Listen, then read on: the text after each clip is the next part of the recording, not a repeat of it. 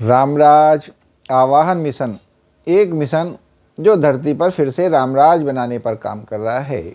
आओ चलो चर्चा करते हैं विनम्रता की समझ की, जो हमारी रामपन की बुक पार्ट 21 के पेज 3 पर लिखा हुआ है। विनम्रता की समझ। अगर कोई विनम्रता से तुमसे कहे कि मैं तो तुम्हारे चरणों की धूल हूँ, तो समझ मत लेना कि वह तो तुम्हारे चरणों की धूल ही है। कह मत देना कि हाँ ऐसा तो है। यह तो बड़ा भारी कलेश हो जाएगा, वही तुम्हारा सबसे बड़ा दुश्मन हो जाएगा। वह तब ही लग जाएगा मौका ढूंढने में कि कैसे तुम्हें दिखा दूं वह तुम्हारे चरणों की धूल नहीं, बल्कि तुम उसके चरणों की धूल हो। अतः अत्यंत आवश्यक है कि दूसरे की विनम्रता का आदर करना, ना कि दूसरे की विनम्रता को सत्य ही समझ लेना। यही है विनम्रता की सच्ची समझ। अगर आप इसको नहीं समझेंगे तो यह आपकी ज़िंदगी में बड़ा भारी क्लेश पैदा कर देगी। तो यह बिल्कुल एक हकीकत बात है कि विनम्रता की समझ यही है। विनम्रता एक होना अच्छी बात है,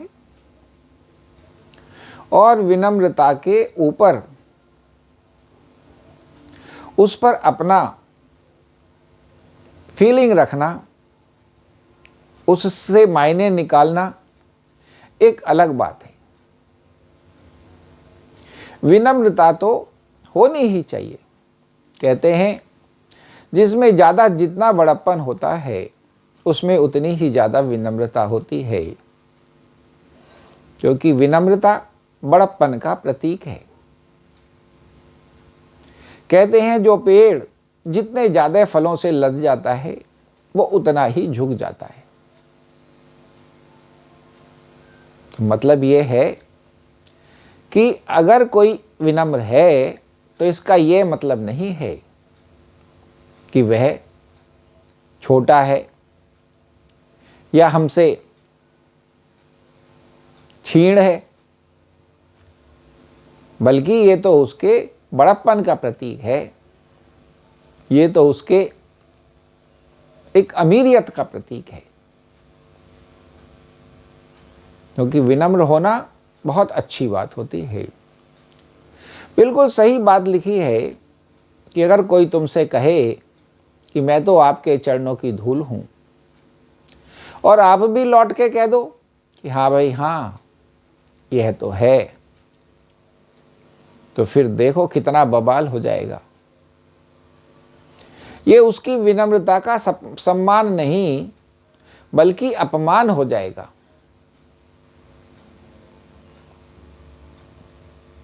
और उनमें से कुछ विनम्र तो ऐसे होंगे जो वास्तव में विनम्र होंगे, और कुछ ऐसे होंगे जो विनम्रता का दिखावा कर रहे हैं।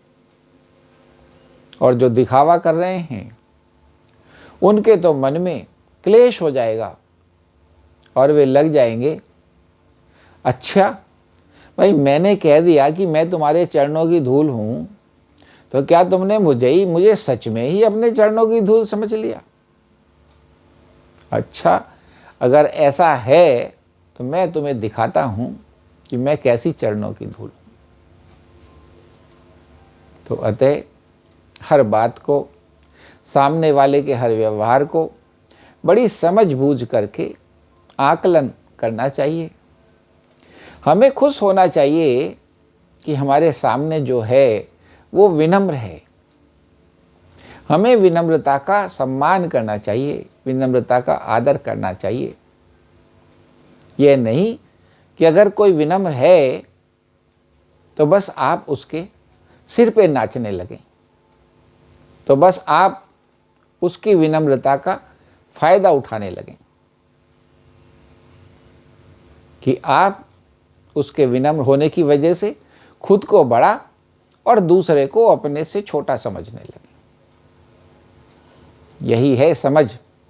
अगर आप इसको, विनम्रता को सही से समझेंगे तो ये विनम्रता सुखदायी होगी, और अगर सही से नहीं समझेंगे तो यही विनम्रता दुखदायी भी हो सकती है। ये अच्छी बात तो यही है कि विनम्रता का तो कंपटीशन होना चाहिए कि अगर आप इतने विनम्र हैं तो मैं आपसे भी ज़्यादा विनम्र हूँ, मैं आपसे भी ज़्यादा विनम्र हूँ। ये जो कंपटीशन है, ये जो प्रतियोगी स्वभाव है, ये सुंदर है, क्योंकि सद्गुणों की तो प्रतियोगिता ही होनी चाहिए। सद्गुणों में तो अपने को दूसरे से ज़्यादा ही दिखाने की कोशिश होनी चाहिए कि उसमें तो इतने हैं, मुझ में तो और भी ज़्यादा, मुझ में तो और भी ज़्यादा। यही है जो आपकी स्थिति को सुंदरतम बनाती है, और सुंदर और सुंदर और सुंदर दिन प्रतिदिन निखारती रहती है और तुम्हें सद्गुणों से भरपूर करती रहती है। तो कभी भी विनम्रता में अगर कोई विनम्र है तो आप उसकी विनम्रता का फ़ायदा ना उठाएं, बल्कि स्वयं भी उसके साथ विनम्र हों और बल्कि उससे भी ज़्यादा विनम्र होने का काम करें, उससे भी ज़्यादा विनम्र हों। क्योंकि विनम्रता तो बड़ी सुंदर चीज़ है, शुभ गुण है, शुभ लक्षण है, जिससे इंसान को सम्मान मिलता है, जिससे इंसान के काम बनते हैं, जिससे इंसान को प्यार बढ़ता है, जिससे इंसान का व्यवहार अच्छा व्यवहार बनता है, जिससे दूसरा तुम्हें अपना, तुम दूसरे के प्यारे होने लग जाया करते हो। ऐसा है विनम्रता और विनम्रता की समझ। बोलो श्री रामचंद्र भगवान की जय, पवन सुत हनुमान की जय। और जैसे कि ये रामपन और रामराज की ज्ञान गंगाएं हैं, जो आपको राम की तरफ ले जाती हैं, जो आपको एक सद्पुरुष की तरफ ले जाती हैं, जो आपको पुरुषोत्तम की तरफ ले जाती हैं। हम चाहते हैं हमारी इस वीडियो को ज़्यादा से ज़्यादा लाइक, शेयर, कमेंट एवं फॉलो करें और हमारे चैनल रामराज्य आह्वान मिशन को सब्सक्राइब करें, ताकि ये जो भाव हैं, ये जो ज्ञान गंगाएं हैं, ये जन जन के मन तक पहुँचें और लोगों के मन इनमें डुबकी लगा लगा के सतचिद आनंद की स्थिति को प्राप्त हों। जय श्री राम।